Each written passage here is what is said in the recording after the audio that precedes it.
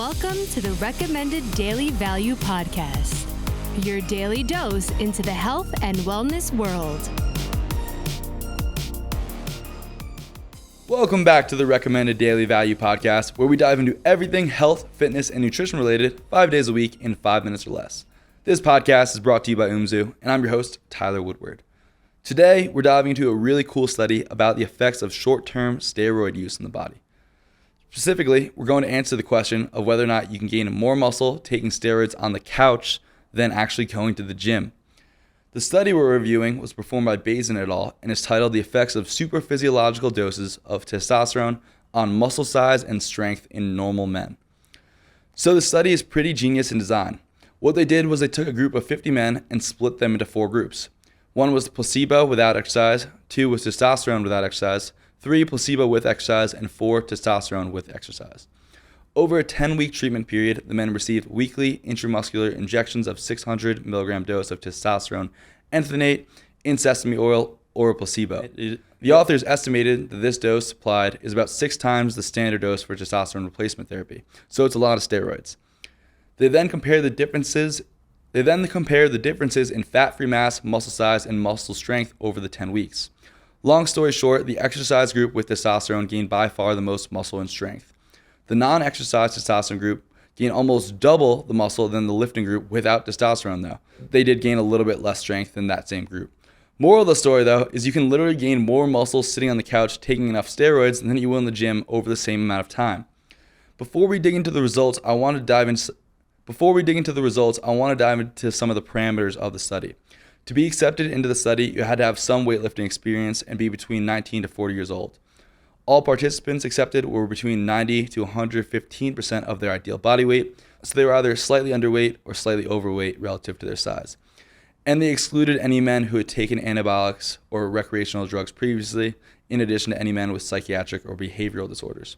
The study design was as follows: a 4-week control period where they asked all participants not to lift or perform any strenuous exercise, a 10-week treatment period where the drugs or placebos were administered and the designated test groups lifted, and then a 16-week recovery period.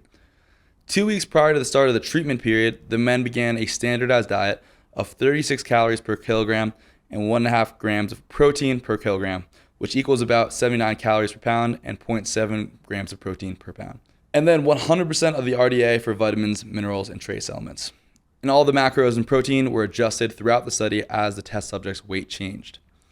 For the 2 training groups, they standardized the training across both groups by using the same exercises, sets, and reps, and determined the weight used in proportion to their assessed 1 rep max prior to the start of the trial. And then they lifted for 3 days per week, 1 day at 90% intensity or 90% of their 1 rep max, another day at light intensity at 70% 1 rep max, and a third day at 80% intensity on 3 non-consecutive days. Now here's the cool stuff. For simplicity, I'm going to tell you the averages, but for you science junkies out there, the p-value for all test groups was less than 0.05, meaning that there was less than a 5% chance that this happened simply by chance. The normal healthy range for testosterone is between 300 nanograms per deciliter on the low end and 1,000 on the high.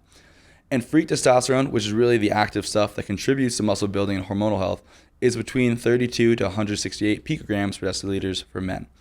Over the 10 weeks, the total testosterone in the placebo without exercise group fell from 516 to 463, and the free T stayed the same at 74.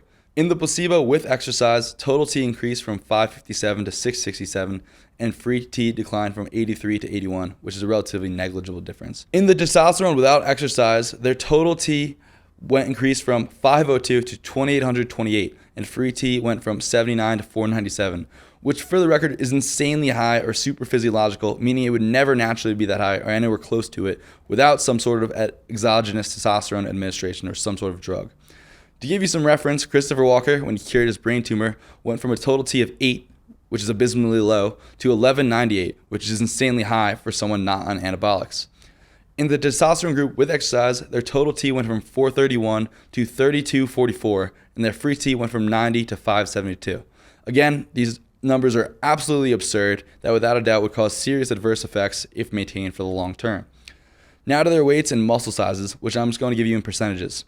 The no exercise placebo group gained 1.6% body weight, and their fat-free mass, which is your weight minus your fat mass, increased by 1.2%. Their triceps decreased in size by 2.3% and their quad decreased by 1.5%, which, if I had to speculate, means they lost muscle over the trial, but they lost more fat relative to the amount of muscle. The no exercise testosterone group saw a 4.3% increase in body weight, saw a 4.6% increase in fat-free mass, and their tris increased by almost 12% and their quads by 6.7%. The lifting placebo group saw a 1.1% increase in body weight and a 2.77% increase in fat-free mass. Their triceps increased by 1.4% and quads by 5.4%. The lifting testosterone group saw a 7.9% increase in body weight and a 9.3% increase in fat-free mass. Their triceps increased by 14.4% and their quads by 13.7%. And last but not least, their strength increases. The non-exercise placebo group saw a 0% increase in their bench and a 2.9% increase in squat.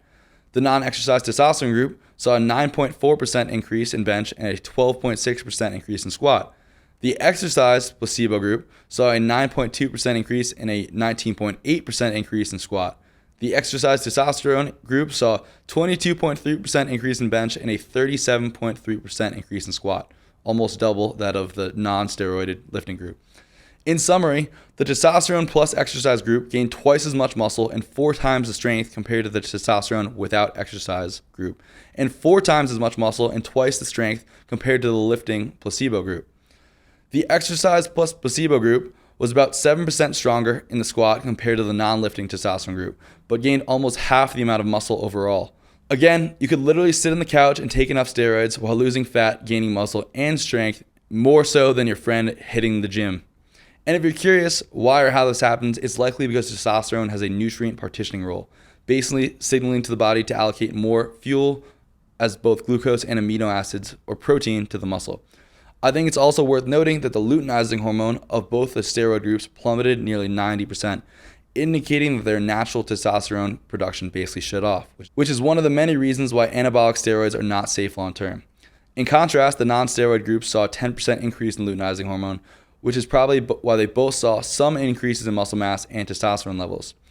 I also think this exemplifies in part the importance of nutrition in maintaining healthy testosterone levels and muscle mass. Well, that's it for this episode. So remember, hormones matter. If you enjoyed this episode, guys, make sure to hit that like and subscribe button. And remember, this is not medical advice. This is just my opinion based on my research and experiences. Until next time, be good.